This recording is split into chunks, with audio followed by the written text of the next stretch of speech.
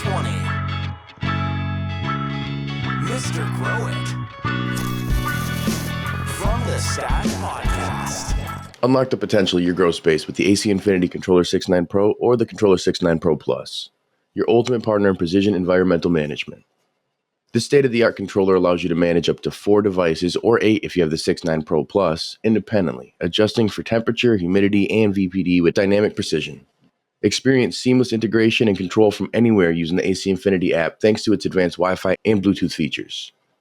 Elevate your growing conditions to perfection with the customizable schedules and the real-time monitoring. The Controller 6.9 Pro, where technology meets cultivation. Explore more at acinfinity.com or find it on Amazon and use discount code THESTASH15 at checkout. Are you a grower?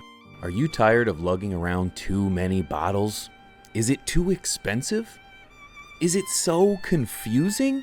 Tired of reading feed charts? Well, guess what? There is an easier way.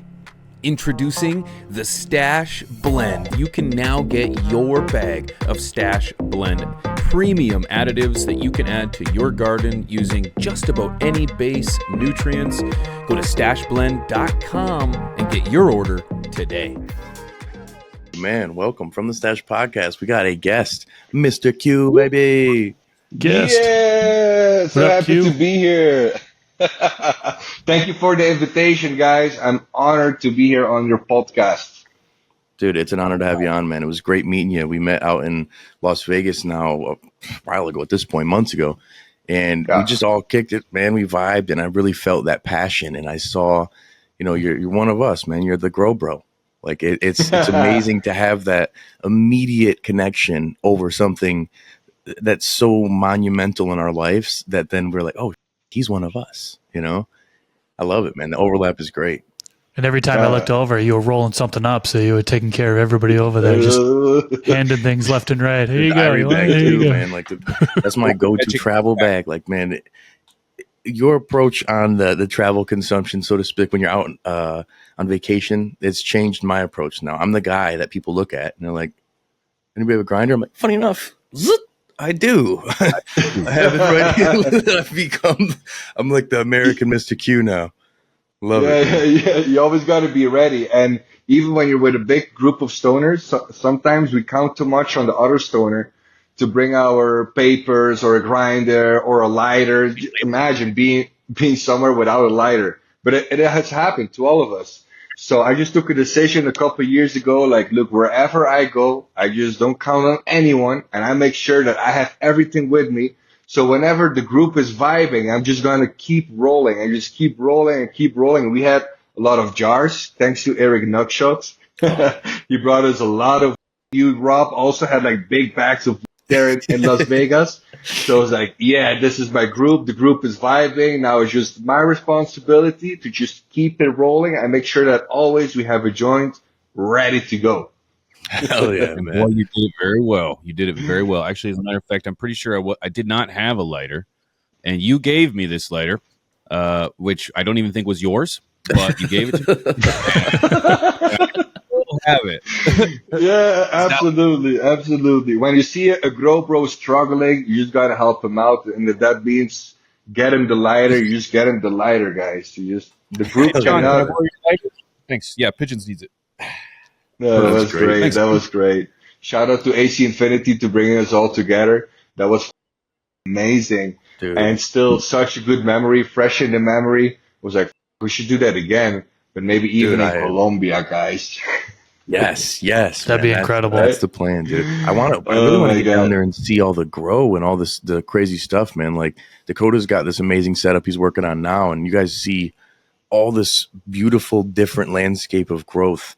One thing I kind of want to touch on today in this episode is like phenos and genos and how you go about hunting, especially in such a different, diverse environment versus, some people who are just in America or in Canada, and they've been growing in the consistent climate that they've been in. Is Phenohunting and Genohunting, is this a big part of your grow cycle, so to speak? Yeah, actually, it really is. So maybe for the people that don't know, I sell seeds here in Colombia on a big scale. Basically, I sell to all the grow shops and smoke shops here in Colombia. a bunch of, I think we are at 13 different seed banks now. So we have a big public of people who are constantly growing and grow new materials, indoors and outdoors. And here in Colombia, that's a huge difference, right? Outdoors, we have a lot of sun, but it's also, it rains a lot. The humidity is high. You'll get a lot of pests because, we're in the tropical zone. So everything flourishes here. So we definitely have to do genotype and phenotype hunting. First of all, let's maybe just talk about the difference. The genotype is basically the sequence of genes that makes the genotype, while the phenotype is the expression of a gene, which can be totally different, like different hair color, different colors of eyes, in the plants that translate to bigger leaves, purple colors, whatsoever. So, of course, for every grower, having fire is something personal. Some people like gas, some people like fruity. I don't know about you guys. Well, what do you like? You like the gas or the fruity I like stuff the gassy, or the funky, hazes? the nasty. Gross. Gas? Yeah, what about you, Chris? Fruity, gas, or haze? Gas. I do like some fruitiness, earthy, and get that fuel in there, Yeah, you like that diesel. What about you, Pigeons? Man, I'm good for anything. Just avoiding the citrus, man. Not a Oh, huge fan yeah. of the orange. Yeah, Yeah, I don't Some like the people really don't like that, just like with a tangy. So here you see Pigeons, That's for example, he already says, I don't like the tangy stuff, or I don't like the lemon stuff. So of course that means that Pigeons in his garden will have to go through some Phenohunting.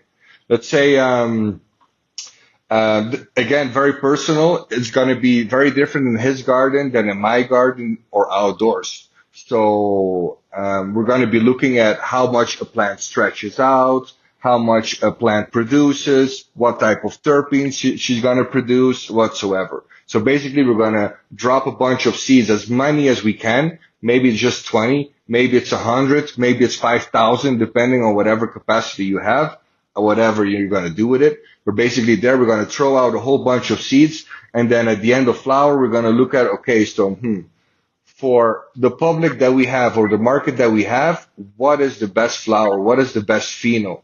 And that one is the one that we're going to keep. Not only the smell, but also resistance to mold, resistance to mites, how it grows in that environment, if it's indoors or outdoors. All those things, we basically got to take notes and see, okay, what is the market we're producing for? Who's the grower? How can we make it the most efficient? And those are also things that we do here in Colombia.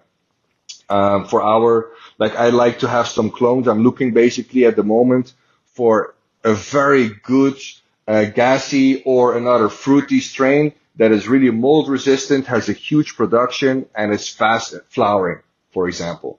Because I know people here in Colombia, that's what they need. They need something that is very resistant outdoors, that flowers fast so it doesn't even have time to mold up or get any troubles. Maybe something that washes well for the hash makers, because that's a big thing in Colombia. It depends a lot on the market, basically, or who you are as a grower, right? If you're just growing for your personal consumption, and Rob and Chris, they know we really like the gas strains, then that is what they're going to select. They'll maybe just do 10 plants, select the best gassy strain, and then keep clones from that one, do another batch, make it even better. You get to learn more about the strain this way as well. And the next batch is even better and better until you have your favorite, which will be different for pigeons in our case. So the genotype and phenotype hunting is definitely key for any grower at any level, basically. Massive. Now- And that's a great breakdown, man. Now, when you are growing these plants, when you're doing a hunt, there are some folks who will kill off plants as they do their hunt, right? So they see seedlings they don't like, maybe it's lagging behind, they'll kill them off. Veg plants, maybe the growth just isn't there, whether it be a structure thing or the growth rate or the way it's reacting to nutrients, they'll kill off plants. Now, I met some other people who they let everything go till the very end because they feel that no matter how it grows, the flavor and effects could be there for them. So they're taking plants all the way to the end. What's your style? You killing off plants as you go along? If so, what are you looking for? What would determine whether or not you keep a plant or kill a plant? Yeah, that's a great question, Chris, because here in Colombia, me personally growing at home, I can only grow 20 plants. So what I do sometimes is I'll germinate 30 plants.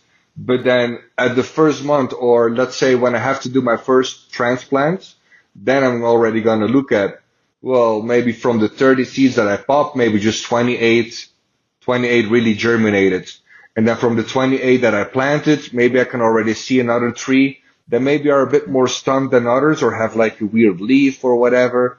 And if I know that there's going to be a plant or a genetic that I want to use to cross with, that I'm going to make seeds with or clones with, I want to make sure that also from the beginning already, it looks vigorous, beautiful, green, and lush.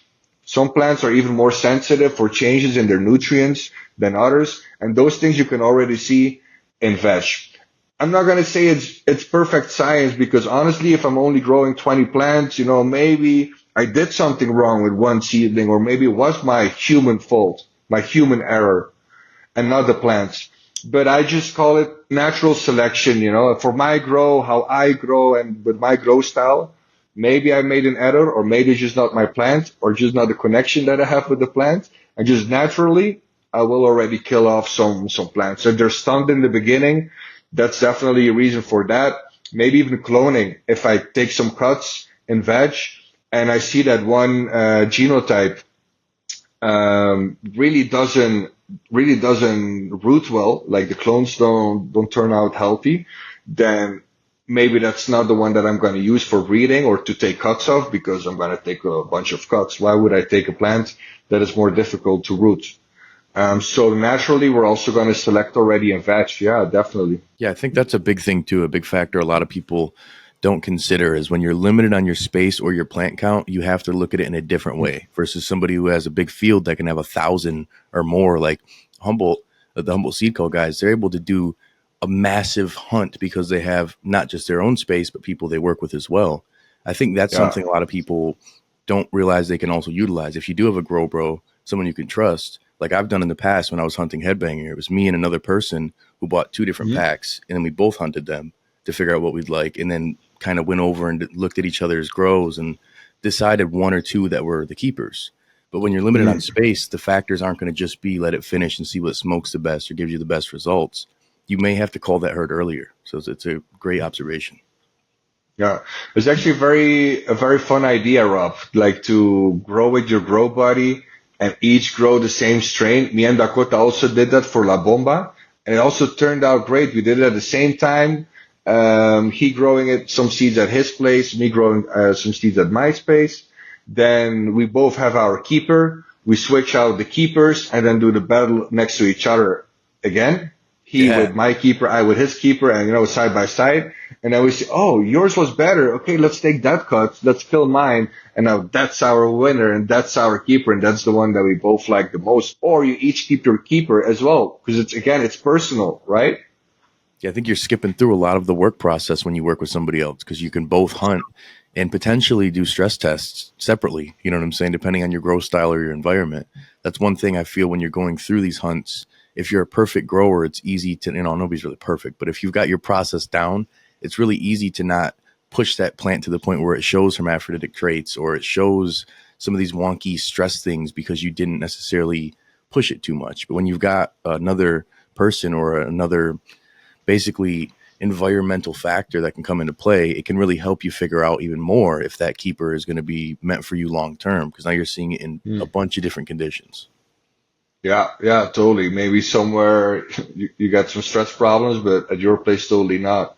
Or you can see some treats as well, like, hey, did you see that the trichomes went all the way onto the leaf?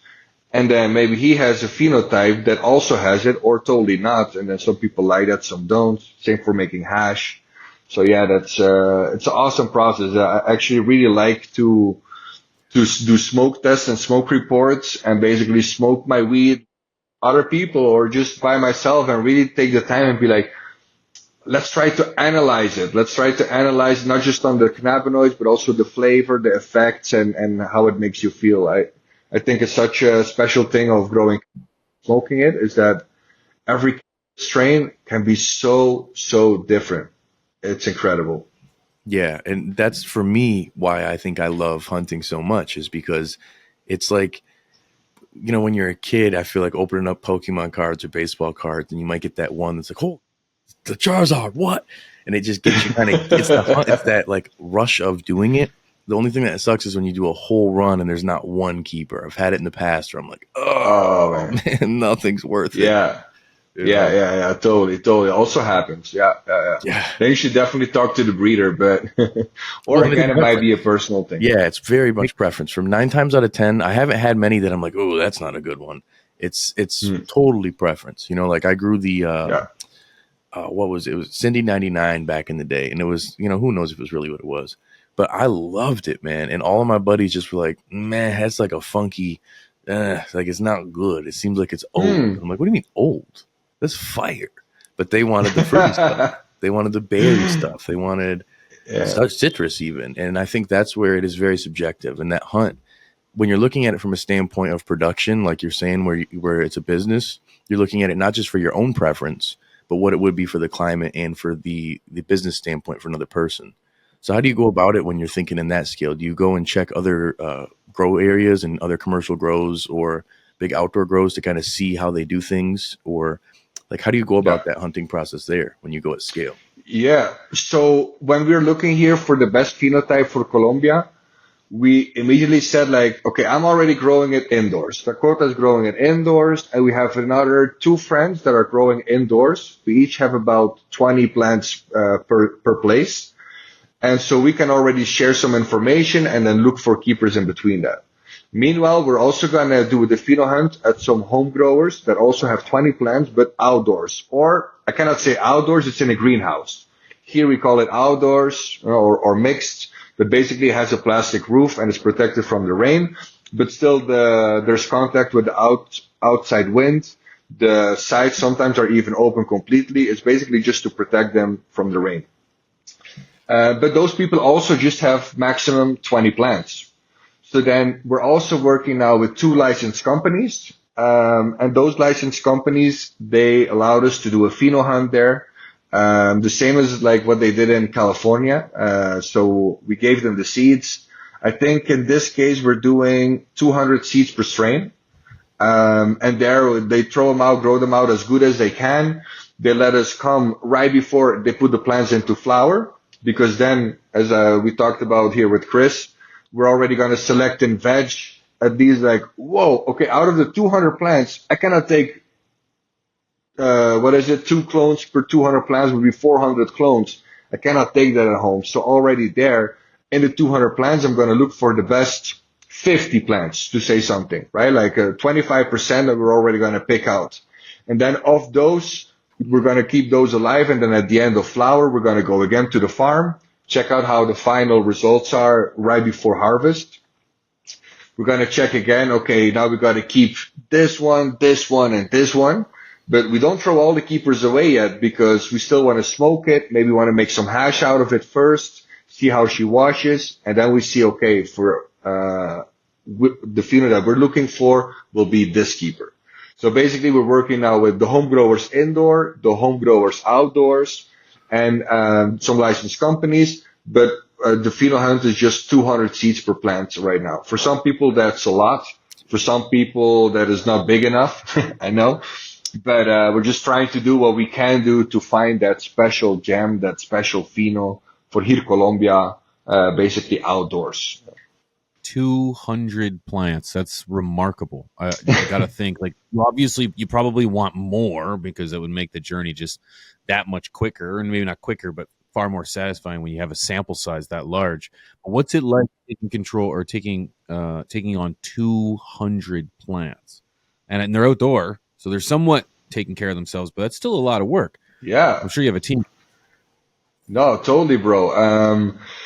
Like one guy can maximum take care of, I would say 300 plants if they're quite big. We try to keep them small though, because we feel like we don't need to grow big trees. This is not for production. We're basically just looking for a very resistant strain, a fast strain with the terms that we like. We'll first analyze it in the lab or with our Purple Pro, and then we'll see, okay, let's do another bigger batch with the keepers. But the first round will always be like small plants, you know, we just want to do the testing, basically.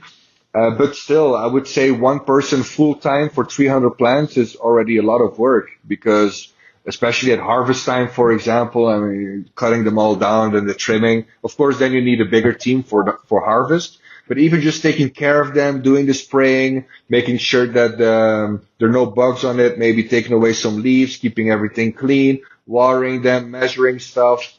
It's a whole thing. So definitely a full-time person for 300 plants will be necessary. Yeah. Of course, luckily at the licensed companies, we don't need to take care of that. They call it here an agronomo, which is like the engineer of the farm.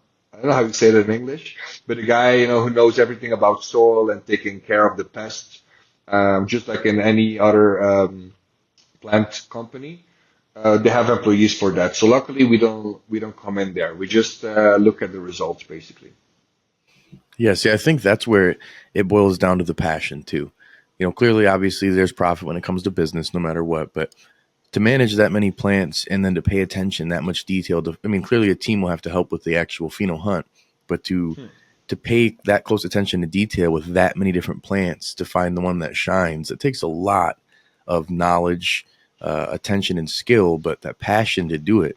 When it's easier to just get the one that grows good and is decent enough, it's like you really got to be an enthusiast and really got to be about the plant. I think Yeah. a lot of people want to skip past the hunt who are just the quick growers and they just, they got a 4-plant max count, something like that. They're essentially going to just want a stable genetic that's ready to go and does its thing. So when you're going about this hunt, do you look ever for also stability between running it multiple times to see if it shows different traits or if you start to see expressions from stress that you don't want to keep, or is it kind of like that first run? Let's head to the races. No, definitely. The idea is to test and see how stress resistant they are, how stable they are, not only to resistance of pests, but also in color, in terpenes, right? When people buy certain genetic of seeds, they want to make sure that what they get, what they pay for, is what they get. And so some genetics that we've seen that are inbred for more than 9 generations, like the purple punch from seed stalkers, just to give an example. When you plant those out for per 100, it's incredible that 90% of all the plants, they just look like clones. Basically, they're all this dark purple phenotype. I would call it a phenotype because they really look like clones, right? Although they're all different seeds. So of course, I think that also defines the quality of the seeds. When it's more stable, it shows that there's been a lot of work into it, that they've crossed it for many generations, and so that the genotype is very stable, that you know what you're going to get. So I think as a client, that is something of value. Maybe a home grower wants more variety, and he's like, well, if I throw it back, I don't mind that I see 3, 4 different phenotypes. But maybe another big scale producer will not like that everything is different. If he wants to make an extract, for example, he wants to be able to throw together a whole bunch of plants and doesn't need to do a batch or a wash per different phenotype. That would be too much work. So depends again of the client, but stability definitely shows quality and the work that went into the process. That's where people nowadays, they're keeping up with the Joneses for genetics. They want to be able to have the newest, hottest thing. But stability is something that I think is overlooked a lot of times. So it's nice to see that is a focus for a lot of people. Because, again, when you order stuff back in the day and it's supposed to be, something from TGA Subcool, it was what it was. Nowadays, it's like, well, you could get this, like a huge list. And I've popped stuff where somehow, some way, I get the one that I don't like. They're like, there's gas. There's this one's like a coffee, fuely, earthy. Then there's this one that's berry, lemon, meringue pie. I'm like, I don't want that.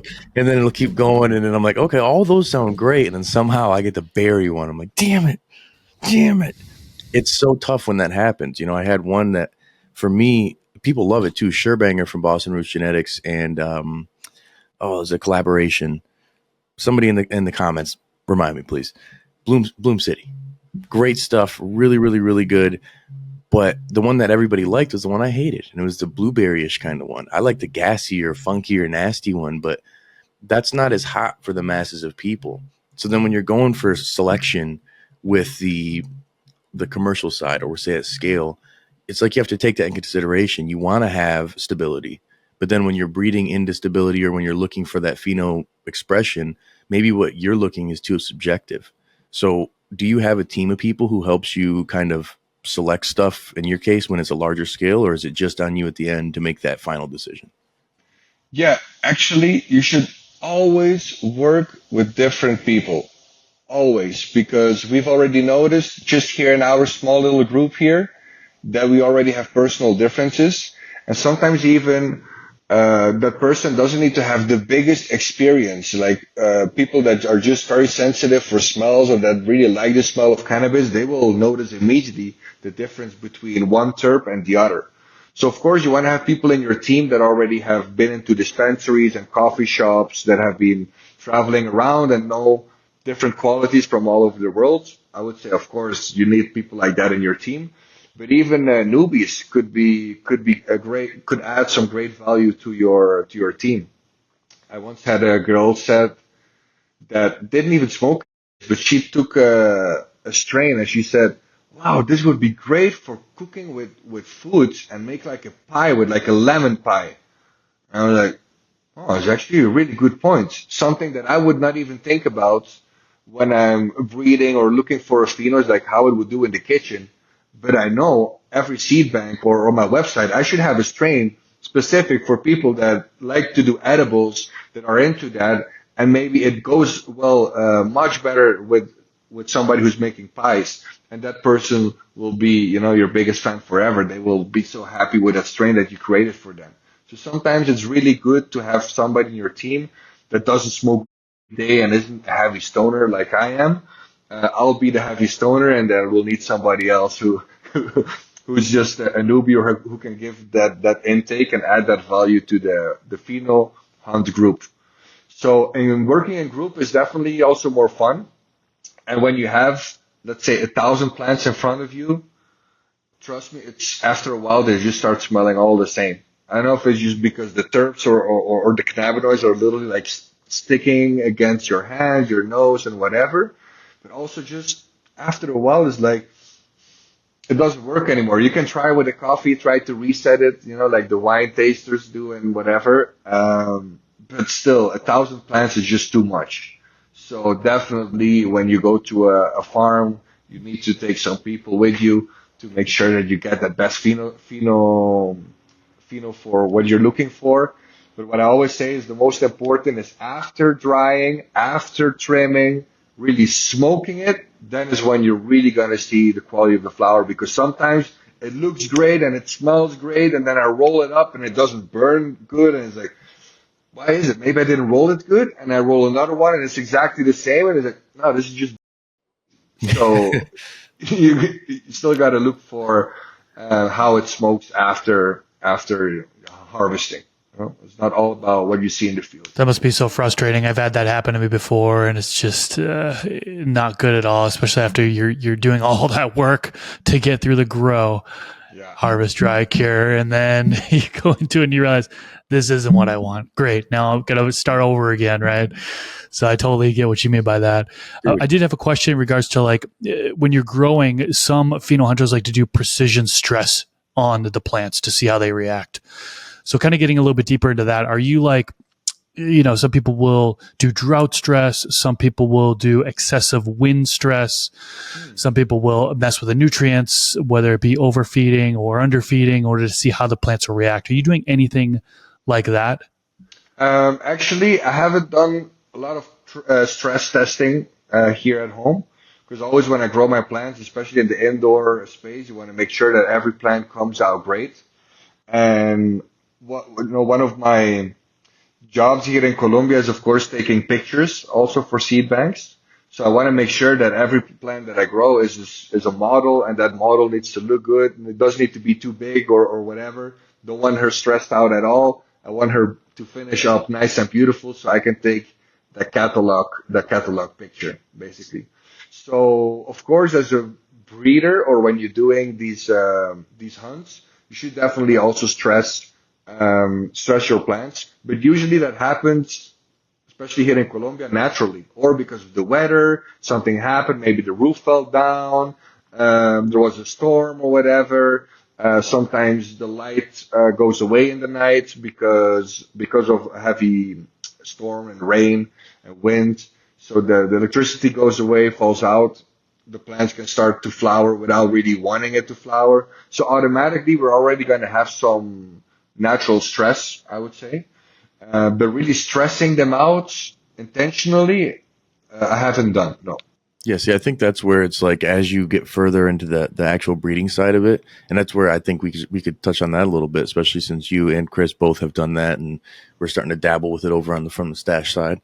I think that phenohunting for breeding is a whole new thing then, because then you're looking at a variety of things, and how you can find this to mix with this, but then also the next plant, the offspring, what's getting the characteristics that you're looking for from the parent. You know, if let's say, you know, everybody for the longest time, it was runts something or gelato something. So they always wanted to make sure you were getting a portion of the runts or a portion of the gelato. But then how do you measure the other side? What makes it more unique? And what makes it to the point where people want to essentially keep breeding that? Do you guys ever look for anything of longevity for the phenohunt for breeding? Like, is there any specific tips there? Like maybe Q, if you want to start. What I always look for in a plant that maybe for some other people is not that important, is the production. I know, like, especially for the end consumer, they don't care because sometimes they just pay the same price per gram anyway, and they just like what they see in the bag and how it smokes, and they don't give a damn about how it was grown. But me as a grower, I hate it when there's a new hype strain and I really like it, but it produces like a third of what my other plants did. Like I had that with the Skittles, for example.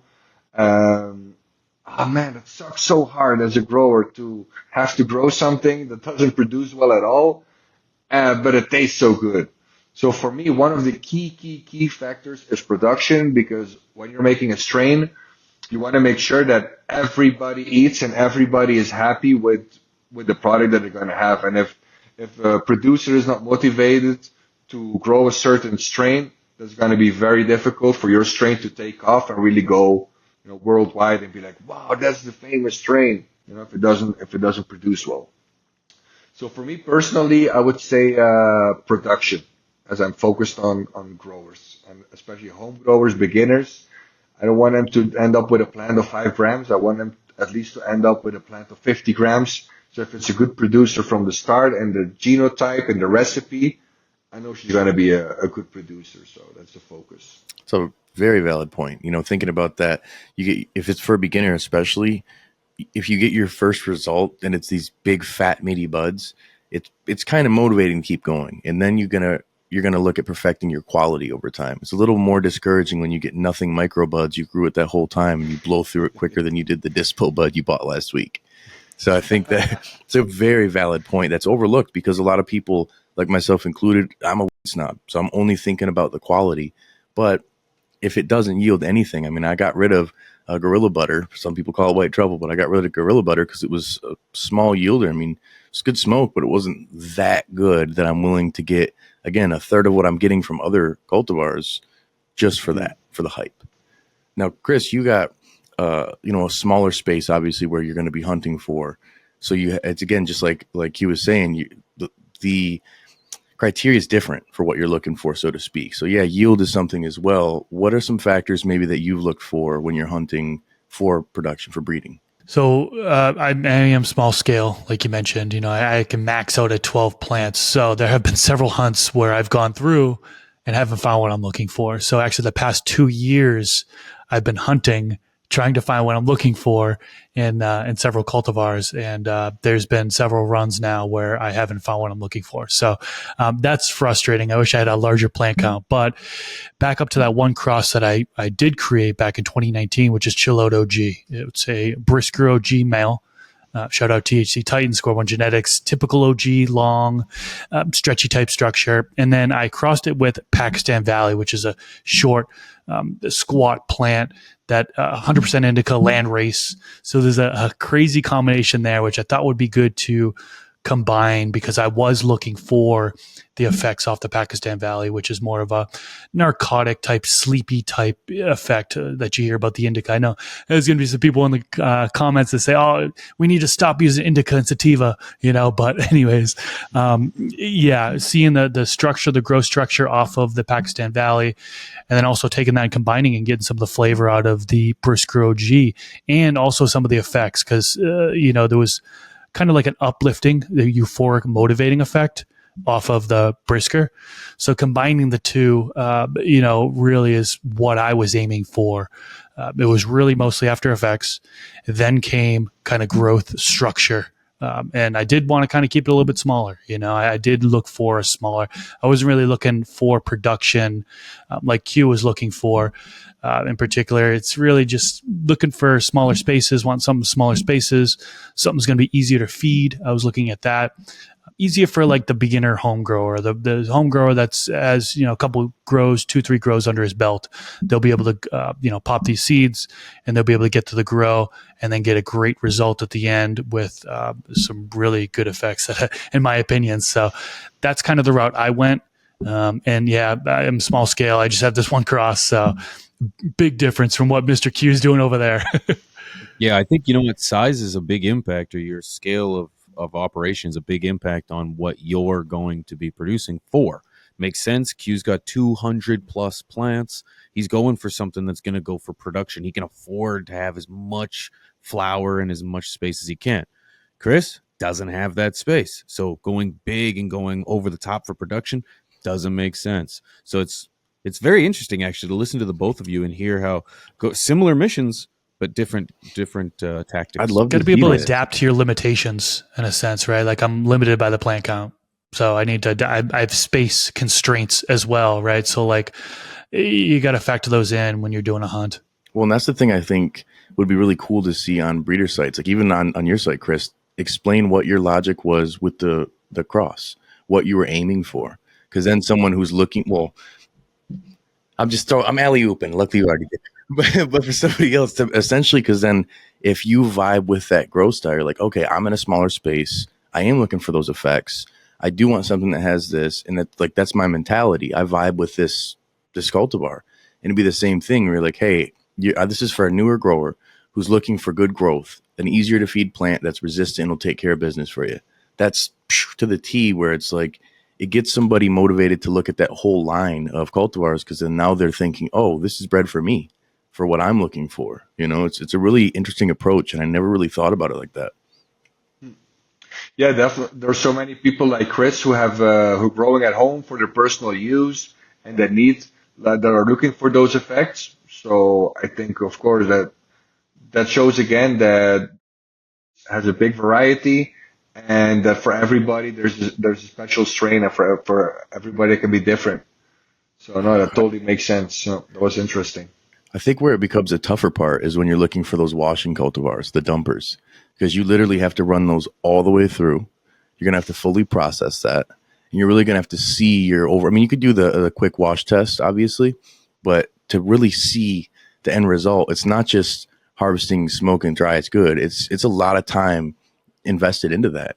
And now that you're seeing more and more people who are like, yeah, well, this is a good washer. Now people are breeding to have washers. Their genetic is literally meant to be a washed cultivar. The flower is so, doesn't yield great, but the trichomes yield like crazy. The cannabinoids yield like crazy, and I think that's where it's fascinating. It's a whole different world. I'm also so impressed by that some hash makers say, like, I don't care how the plant looks like. What I care about how it looks like in my sieve, how it looks in my bags. That's what I care about. And that the sandy strains with bigger trichome heads would give bigger yields, for example. I think that's so amazing. And as Rob says, you really got to go through the whole process and look at the end. Okay, per plant that I grew, how much live rosin do I really have, and what's the quality of it? I compare that product to the other products and just look at that. I don't care about how is the structure of my plant, or if she looks green or black or purple. If the trichomes are not purple, it doesn't even matter, So it really depends on what is your market and who you're breeding for, and it's such a market with so much variety. Never than ever. Like nowadays, it's expanded way more because not only do we have more genetics, but we have more reasons for genetics: medicinal purpose, recreational, yield high THC, the looks. You've got CBD.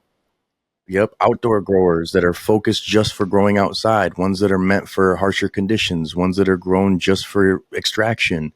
I've never seen such a unique categorized genetic selection than ever. Like right now is such a unique time to be a grower because you really have a choice if you educate yourself on what the effect and product yield everything that you're looking for. Like you can really pick that nowadays. It's crazy, man. Yeah, actually, as you say that, Rob, we're actually doing at the moment a project for seed stalkers. They gave us two strains that they're coming out with. They're like in the last testings, and they noticed that these two genetics are very, very mold resistant for outdoors. So they literally asked me, I don't want you to grow this indoors to have the most beautiful picture. I want you to throw them outdoors without the help of anything and just see how resistant they really are.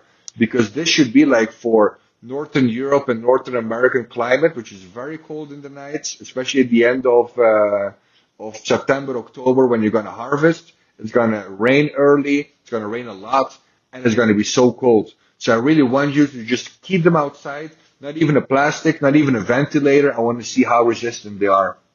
And so he's convinced that I can keep them outside where it rains every day and that I will have good flowers at the end. And I'm like, Jauke, which is the owner of Seed Starters. I'm like, Jauke, I don't know if you've been in Colombia, brother, but I don't think that works like that. You know, he's like, I'm so convinced, man. They should be really, really mold resistant. Just let's do the testing. And so we're doing a whole batch outdoors now.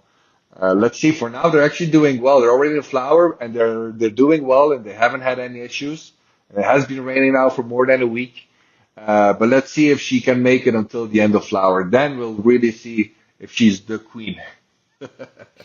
That's it's man. That's the stuff that I like, man. I geek out on that stuff, man. I love to see Dakota expanding his footprint out there in Colombia and having areas to play, man. The grower's paradise that he's going to have this space, this space, this space. You've got all these projects that you're able to do. I can only imagine what you're going to be able to find out there now with the amount of dedication to this, with all the grow bros really working together and taking genetics from other places, bringing them down to your climate, working them out and seeing how it can be for the people of Colombia and South America in general of that kind of environment who haven't been catered to, I feel, in most situations because that hasn't been the biggest market. Now, again, there's niches. There's so many different subsections of the seed that I think now people can really pick this out. I love that you're doing the experiments too. It's really cool. Yeah, it's always an honor for us to do that because we get to test new stuff coming out that they're like pretty sure about that they have done their testings on, but they're like, just to be sure, before we really launch it to the public, can you double check that again? For me, that's like an honor because they trust me that I control my growing process and that I can tell them at the end, like, well, my findings were this, and that, and they take that serious.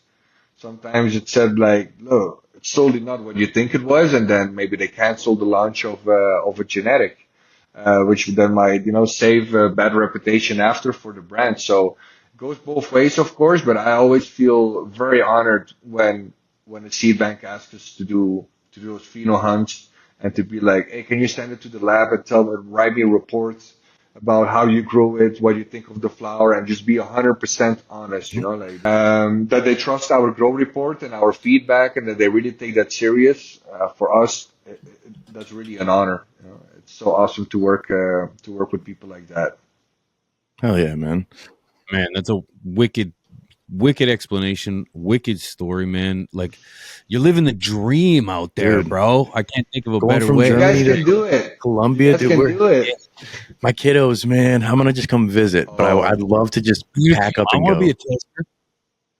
Yeah, I could test. I'll test. I'll be a tester. yeah, yeah. I'd love to be a smoke tester Come too. over, If you ever need help Pigeons. with that.